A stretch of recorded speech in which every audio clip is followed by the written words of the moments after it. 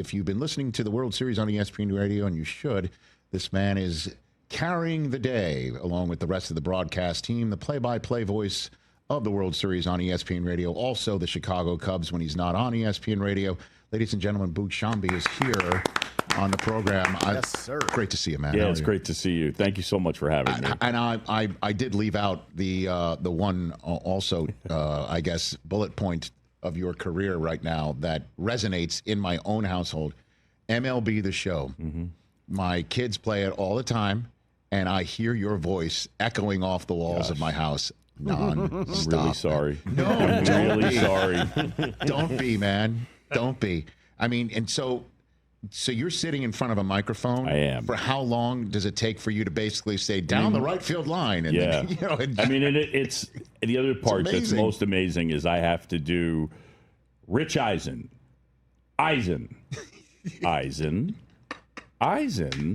for every name. Wow. And by the way, not just that too. It's all the name. Because my daughter, because my oldest son plays my youngest son a lot. My youngest son is dynamite at the game, and because he plays it nonstop, so he lets Taylor, his sister, play a team that has like Lou Gehrig, Jackie absolutely. Robinson. You know, the game is magnificent. They do a great job. Yeah, it's really cool. They did a great job with the Negro League stuff. Yeah, Bob Kendrick in there, and I mean the facially how much the players look like themselves is stunning. And also, like my son will go, so Dad, I just got Greg Maddux. Does this look like him? And I'm like, damn, it does. Yeah, it does. Well, I mean, also just the mannerisms and question. and the pitching motion and all of it. So there's one of the guys there, Kirby St. John, puts on all the sensors and does the mocap, and he was a former college player, and he knows how to do all the stances and all of the pitching motions, and it's really impressive. And then, then I go in the studio and they say you're going to call a walk-off home run in the wild card series, and then a walk-off 2-run homer in the wild card series, and a walk-off 3-run homer in the wild card series, and then a walk-off grand slam in the wild card series, and then we're going to go to the division series and a walk-off solo home run and a walk-off 2-run homer, and we're going to go to the LCS, and then we're going to call a walk-off. That's it. And here I am. But hey, man, here's the 2-2. But you've got a 12-year-old and a 14-year-old and a 17-year-old in Southern California who know exactly who you are and what your voice sounds like. Funny. Yeah, it's pretty cool. It's a really cool. Honestly, when I come into Wrigley Field and there are kids during the heart of summer out there every day, and a 10 and 11 and a 12-year-old kid knows who I am because they play that. And if in some way I am enhancing or helping to grow some kid's love of baseball, I can sit with that, and that's really cool. You're doing it. You are doing it in my household with my kids. Boog Sciambi, the voice of the World Series on ESPN Radio, presented by Progressive Insurance, is here in studio.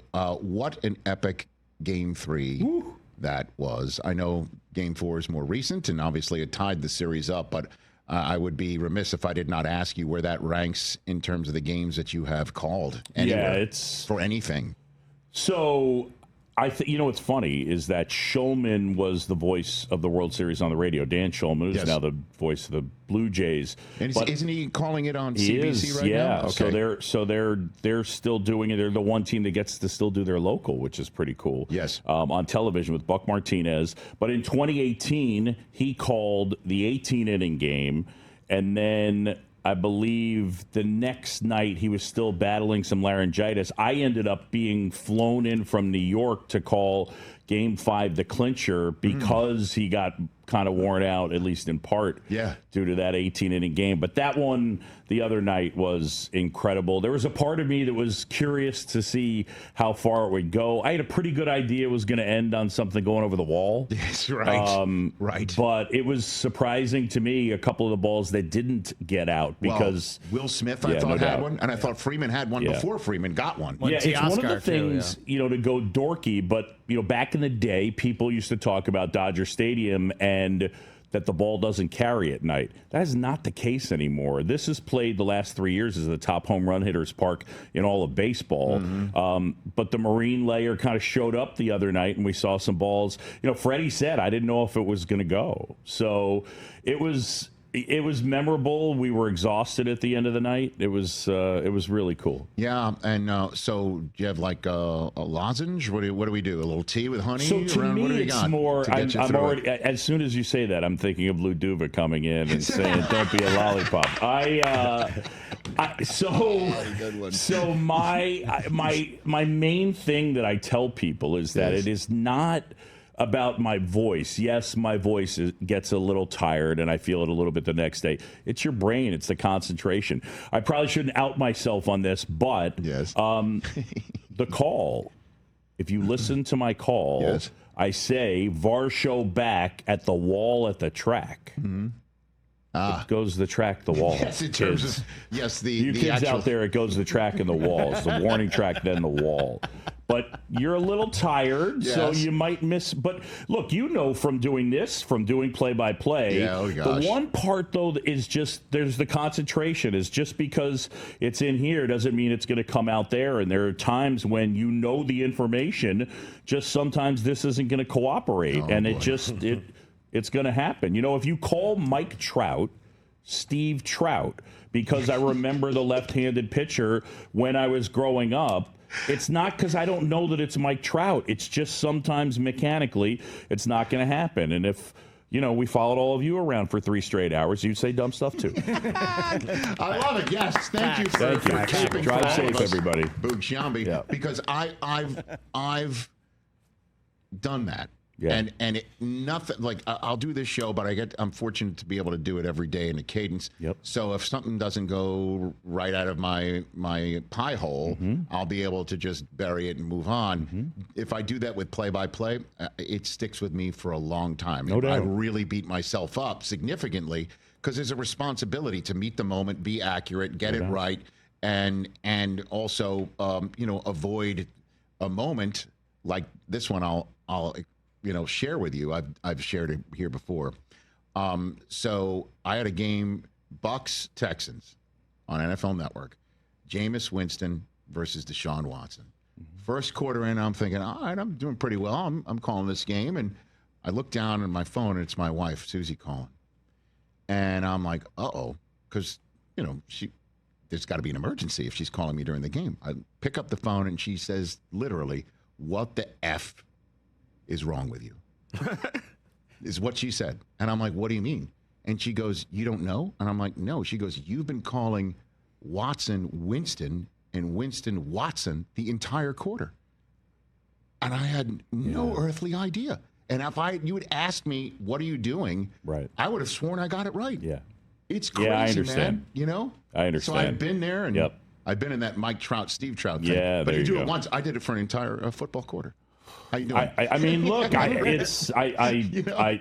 empathy. I do. I'm right there with you. Well, let's talk about this World Series. Boog Sciambi here on the Rich Eisen Show. So now, what do you think? What do you think it comes down to here? It's just going to be boiled down to a certain sequence, and the ball's got to bounce right, or do you think one team does in fact have an advantage over another right now?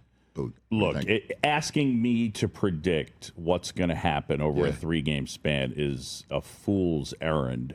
That said, all you can do is look at it on paper. And to me, on paper, the fact that the Dodgers have Snell and Yamamoto going in 2 of the next 3 gives them the advantage. But if you're telling me that the Blue Jays win the World Series, I'm not anywhere near shocked, right? And so I have to go to the starting pitching advantage that the Blue Jays have. If there's one element of this series that surprised me at least a bit, it would be the Dodgers had a monster offense this year. They scored, and their offense has not gotten clicking, and the Blue Jays have good pitching. I'm surprised that this entire postseason that the Dodger lineup hasn't really rolled. So, what's your favorite Ohtani story that you've heard from somebody? Anybody, Dodgers organization, somebody that you've come across around that's the batting a great cage? question. I have Ohtani things that ramble around in my head. So the first thing is they list him at 6'3", 210. If he's 6'3", I'm 210. Like he's 6'4" and a half, and he's probably 235. The other part that I'm dying to ask him to do, I don't believe he's done it, but it's hard with the translator to get at it. So there's a machine called Traject that almost all these teams have now. And what it is a pitching machine for the hitters. And it will take basically a video of the guy. So he's throwing from the slot that he throws from. So you're taking Blake Snell. Mm-hmm. Now, it doesn't just show you Blake Snell and have him release from where he releases from. The spin rate on the changeup is the same. The spin rate on the fastball is the same. The shape of the slider is the same. What I want is Ohtani, the hitter, to face Ohtani, the pitcher, and say, what do you see? I think that would be amazing. Never thought about that. And I don't believe he's done it. And then I asked a couple of guys on his team, and they said they didn't think he would. Why? Because he doesn't want to know the answer? Well, no, because as funny as it sounds, with all this high-tech equipment, he basically does like flips and soft toss. He doesn't hit off of like the high velo machines or anything like that, is what I'm told. So, he's incredible. The one part about it with last night, the night before, he's cramping on the bases. He's on the base 9 times, and everybody's sitting there saying, man, I don't know. And yes, I understand. We have expectations. But at a certain point, when we're surprised by what he does, it's on us. Gosh, it really surprised me. He was able to go out and throw 6 shutout innings and hit 3 homers. At what point are we? It's kind of our fault that we're like, God, this guy's different. You think? You know what I mean? So I just, it's stunning. It's Little League type stuff what he's able to do. And the Little League type stuff is also the fun that he's having as well. I love the smile. It's not just that. It's not just the smile too. It's the living in the moment and having fun. There was a moment last night. Again, he gets the leadoff walk, not the intentional, unintentional, whatever we want to call it. And there's a fielder's choice at second. I don't know if it was the shortstop or the second baseman who fielded the throw for the out. Mm-hmm. But Ohtani slides in, and his cleat lands on top of the foot of the fielder. I don't know if you saw this moment. He took I guess the back of his glove or something, and he wiped off the fielder's top of his foot because he left a dirt smudge or whatever, and then just kind of looked up at him. I don't know if he winked at him or whatever, and ran off the field. I've never seen anything like that. It was like he has those moments whether it's with his opponents or just being able to live and saying, I'm having fun at this. I could not agree more that it's a rarity that we get to see the competitiveness and the joy at the same time. Right. You know, for the most part, with Michael Jordan, you would see the competitiveness. You wouldn't see the joy until it was over. To see guys have the joy, you know, with the Cubs on television, we have a pitcher named Shohei Ohtani, who is the epitome of that. You get to see the joy and how hard he's competing, and I love that so much. Well, Pete Crow-Armstrong is from around here, man, from Harvard Westlake. Everybody around here in Southern California owns feels like they own his success right now because he's really one of Southern California right now. He probably can eat wherever he wants in Chicago right now. Yeah, he's 23 years old. He has a self-awareness and a maturity. I told this story. I thought it was really neat. He told me that growing up, he would wake his father up, and his dad would either go in the backyard and play baseball with him, or he would sit him in front of the television and make him watch the Kerry Wood 20 strikeout game. He watched it hundreds of times. And he told me that story out here last season, so in 2024. It was right after the Cubs Hall of Fame weekend when Kerry Wood went in. And I said, did you get a chance to meet Kerry? And he said, I did.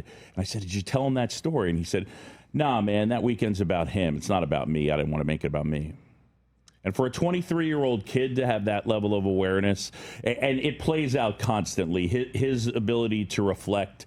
I mean, look, he's still working on things and learning and growing, but at 23 years old, as a human, he's interesting, and I really love the kid. That's amazing, because it really is about Kerry Wood to go up to Kerry and say, hey, yes, you're. But it's still, I love that. The telling humility? that about, that he's special. So then what does it mean that I'm about to make it about me? Well, let's go. Okay. Make it about you. Make it about the Jets. Let's go.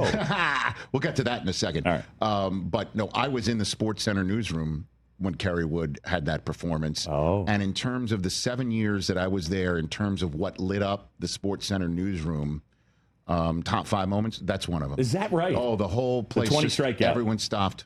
Oh, everyone that's cool. stopped what they were doing. And because it was an afternoon game, Absolutely. and the 6 p.m. Sports Center crew knew that this was the lead item, so they stopped and watched it. The 11 o'clock crew, the 2 a.m. crew, we all knew this doesn't matter what's happening after this. This is going to lead Sports Center. This is it. And the whole newsroom stopped, lit it up. That's awesome. I'll never forget that. I love that. Boog Sciambi here on the Rich Eisen Show. All right, now tell me what you told me about, gents, this is pretty cool. Tell me what you told me in the hallway about the Jets and that story about the fan that went viral. Oh, I hate this team. It went viral. Yeah, you know. Yeah, so I went to Regis High School in New York City, and my buddy Kevin Sullivan, that's his son. You can see him over his shoulder. Winston Sullivan, shout out. That's him. So you went that's good parenting right there, or terrible parenting, however you want to do it. Terrible. Well, because the whole moment that went viral, we have a drop of. I hate this team.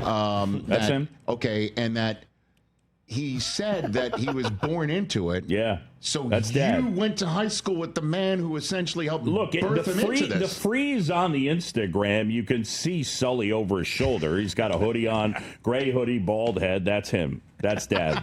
So, I mean, the kid's only, I think he's 12. So, yeah, I know. I dealt with Jet fans. I told you the other one, the other terrible one. Story. Go ahead, tell the that other story. terrible one. So I have one of my buddies was such a diehard Jet fan. His grandparents flew him down for the AFC Championship game at the Orange Bowl when A.J. Dewey had 3 interceptions, including one for a touchdown against Richard Todd. You mean when Don Shula knew the Jets' advantage was Freeman McNeil, and there was a massive rainstorm in South Florida, and he refused to have them put the tarp on the field. Right, so that he would slow the Jets down. That's correct. You mean that AFC That's championship? the one. It hasn't stuck with you at all. The one that I watched in the basement of Staten Island, New York, That's turning me into what's Sullivan's Winston Sullivan. Winston, yeah. I was Winston Sullivan's kid There on you that go. day. But sorry, go ahead, finish your story. So when I was first coming up in Miami and doing talk radio, I would do pregame and postgame Dolphin stuff with A.J. Dewey.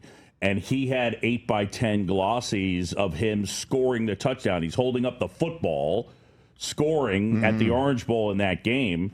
So I thought to myself, like 3 of my closest friends, I had him sign, "Hey, thinking of you, go Fins, A.J. Dewey," and then just send it to them on the blind. And then eventually I'm home and it's like, yo, A.J. Dewey got my address. How did that happen? And he just signed it to me. I don't understand.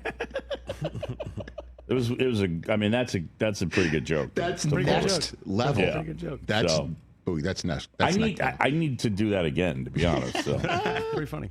You should do it every year. Yeah, I should. Should be an annual thing right now. I'm going to do that to you. Just keep getting. I'll give you my address. I'd be honored to be on the receiving end of something like that. And just do me this one favor, if you don't mind. Yeah. I'm bringing my youngest son to the game tonight, but I'm not going to be out on the field. If you are on the field at any point in time, either before Game 5 tonight, we all know you got to get your passport ready for Game 6. Yes. Can you go up to my favorite baseball player of all time, and Don Mattingly, and tell him how badly I want this for him? Because I don't believe I'll be able to contact him.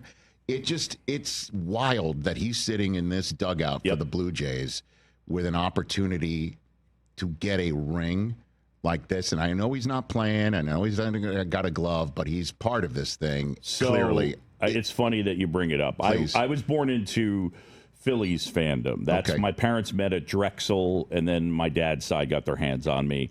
But I grew up in New York City during the Mattingly years, and he was a favorite of mine, even though I was not a Yankee fan. Right. I got to interview him before Game 2, And I was 14 years old again, man. And to sit there and talk to him. John Schneider's the manager of the team. He had a Hitman poster on his wall. Me too. I had that poster. I have that poster.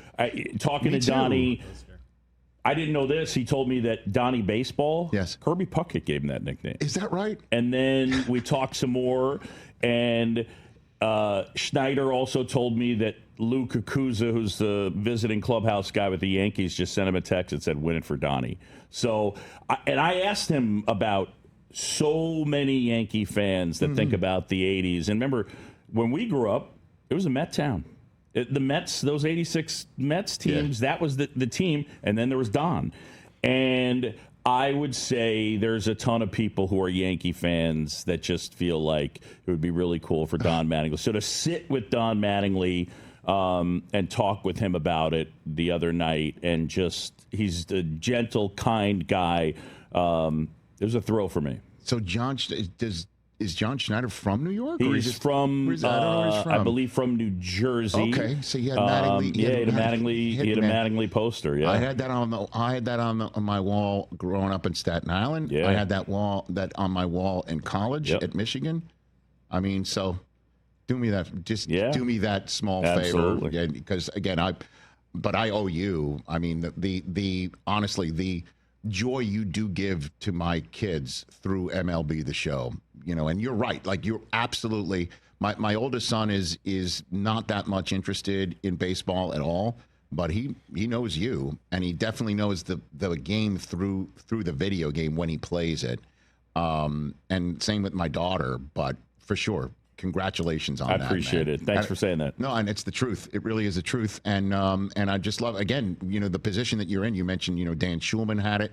When I was the initial studio host of the World Series and MLB on ESPN Radio, back when I was a SportsCenter guy, John Miller was the voice. And I mean, you talk about one of the best. Yeah. So you're in that spot right now, man. Let's make it about me. Would say I just did. That, don't worry. No, but I'm saying in 1979 was the first year that they did a national radio broadcast. Prior to that, I mean, the same thing they used to do with TV. It was they take the local guys. It's been Vin Scully, Jack Buck, John Miller, and Dan Schulman. I kind of feel like I snuck past the bouncers. So they're not checking your ID, right? Yeah, I guess today, not. I mean, they'll check your credential. Hopefully they let me in today and let me do it again. I look forward to hearing you do it, and obviously safe travel for Game 6, and maybe you do get the amazing fortune of calling the magical Game 7 on ESPN Radio. That would be awesome. Thanks for coming here, man. Let's Thank you let's for do having this on me. the regular. It's great to see you. You bet. Hey, you made it all the way to the end. Thanks for that. Check us out every single day streaming live on Disney Plus and the ESPN app 12 to 3 Eastern.